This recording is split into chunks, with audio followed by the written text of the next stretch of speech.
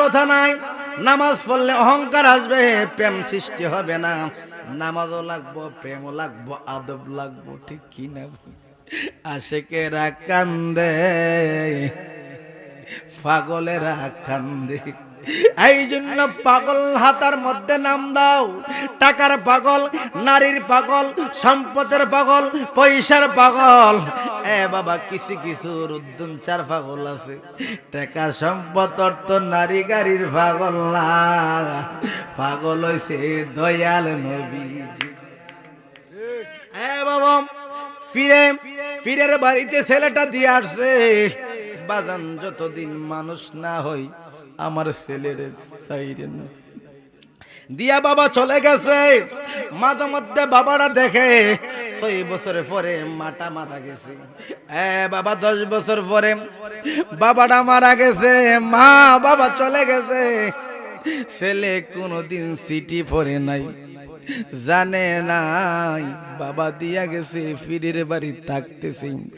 আদম থাকতে থাকতে 12 বছরের বয়সে দিয়া গেছে, 12 বছর পার হইয়া গেছে।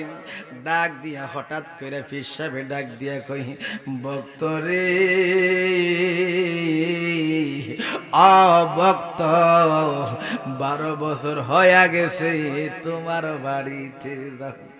ও বাজান, আমি এমন কোন কাম জানি না, আপনার বাড়ি ফেরাই আমি কোন কাজ করতে পারবো?